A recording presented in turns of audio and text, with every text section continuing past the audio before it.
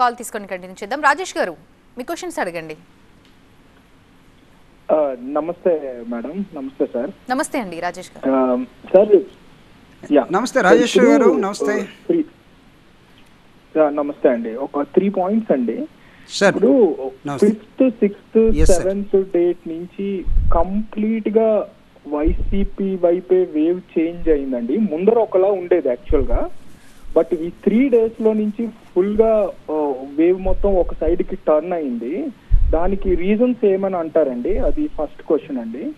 రెండోది, నిన్న TV9 లో ఇంటర్వ్యూ ఇచ్చిన తర్వాత జగన్మోహన్ రెడ్డి గారు ఇంకొంచెం ఎక్కువ జోష్ వచ్చింది. ఏం చేయాలో కూడా టీడీపీ వాళ్ళ శ్రేణులకి లేదంటే ఐటీడీపీ వాళ్ళకి కూడా ఏం అర్థం కావట్లేదు.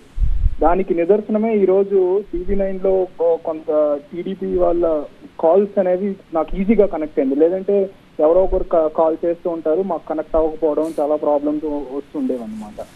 ఇది సెకండ్ థింగ్ అండి.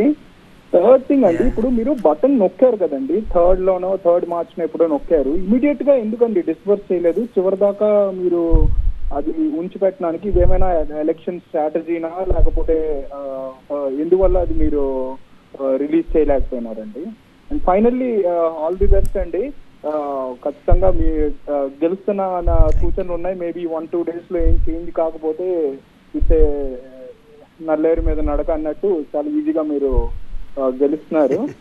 చూడాలి ఏం చేస్తారో ఇంకా నెక్స్ట్ 5 years అన్నది.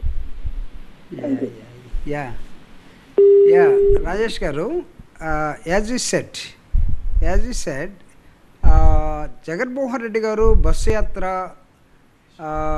మేమంతా సిద్ధం అని ప్రారంభించిన తర్వాత చాలామంది అప్పుడు దాకా మాట్లాడే వాళ్ళ నోళ్ళన్నీ మూయబడ్డాయి. మీకు ఈ రాష్ట్రంలో నేను ఒక సామెత కూడా చెప్తాను. నిజం నిద్ర లేచే లోపల అబద్ధం ప్రపంచమంతా తిరిగి వచ్చిందనేది ప్రధానంగా చంద్రబాబు నాయుడు దానికి అధ్యక్షత వహిస్తూ ఉన్నాడు. నిజాన్ని మనం చెప్పుకునే లోపల ఒక అబద్ధం వచ్చేసి పైన పడతా ఉంది. సో దాన్ని మనం సరిచేసుకోవాలా అనే దానిలోకి మన టైం అంతా వేస్ట్ చేసే విధానంలో వాళ్ళు ఒక మైండ్ గేమ్లో ఉన్నారు. అయితే రీసెంట్గా as you observed, so lot of change ఈ రాష్ట్రంలో ప్రజలందరూ కూడా జగన్నే గెలిపించాలనే ఒక వేవ్ వచ్చింది. మీరు ఇందాక చెప్పినట్టుగా TV9లో జగన్మోహన్ రెడ్డి గారి ఇంటర్వ్యూ చూసిన తర్వాత చాలా అంశాల మీద తన పాదయాత్ర నుంచి సుదీర్ఘంగా రాజశేఖర రెడ్డి గారి మరణానంతరం తను చేసినటువంటి ఓదార్పు యాత్ర కానీ, లేకపోతే తను అధికారంలోకి ప్రతిపక్షంలో ఉన్నప్పుడు మళ్ళా ప్రజల్లోకి వెళ్ళి ఒక చేసినటువంటి ఇంకొక పాదయాత్ర కానీ, జగన్మోహన్ రెడ్డి గారిని టోటల్గా వెల్ఫేర్ స్టేట్ ఆఫ్ మైండ్ కలిగినటువంటి ఒక నాయకుడిగా మార్చిన విధానాన్ని తన పరిపాలన ఈ 5 సంవత్సరాల్లో 99% ఆఫ్ ది మేనిఫెస్టోని ఇంప్లిమెంట్ చేసే ఒకే ఒక నాయకుడిగా తను నిజాయితీగా చెప్పుకున్నాడు. ఇది కూడా ఒక కారణమై ఉండొచ్చు. మూడవ ప్రశ్న మీరు అడిగిన దానికి రాకేష్ గారు, వీళ్ళందరూ కూడా నాకు తెలిసి ఈ 3 రోజులు కాపాడుకోవటం కోసం 4 రోజులు కాపాడుకోవటం అని కాదు, కానీ మీకు ఈజీగా లైన్ దొరకడానికి తెలుగుదేశం వాళ్ళు చప్పబడ్డారనేది మీరు అనుకుంటూ ఉన్నారు. కానీ వాళ్ళు ఇంకా చాలా స్ట్రాంగ్గా అబద్ధాలని ప్రచారం చేయటం కోసం వాళ్ళు కట్టలుగా మనుషులు గ్రూపులుగా తయారైపోయి అసలు ఈ రాష్ట్రాన్ని కొనే దశలోకి వాళ్ళు వెళ్ళిపోయారు. కానీ అన్ని రాష్ట్రంలో ఉన్నటువంటి పల్లెల్లో కొనలేరు, రాష్ట్రంలో ఉన్నటువంటి ఒక డబ్బు పెట్టచ్చు కానీ మనసుల్లో చోటు వాళ్ళకైతే లేదండి.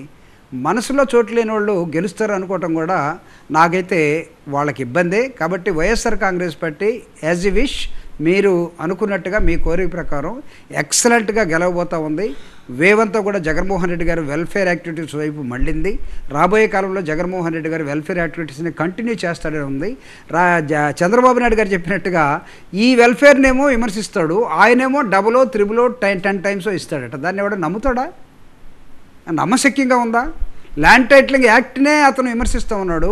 అతను 14 సంవత్సరాలు ముఖ్యమంత్రిగా పనిచేసిన తర్వాత ఏ రోజైనా దానిలో రిఫార్మ్ కోసం ప్రయత్నించాడా? ఏ రోజైనా సరే ఈ రాష్ట్రానికి పేద ప్రజల జోలికి వెళ్ళాడా? రైతుల జోలికి వెళ్ళాడా?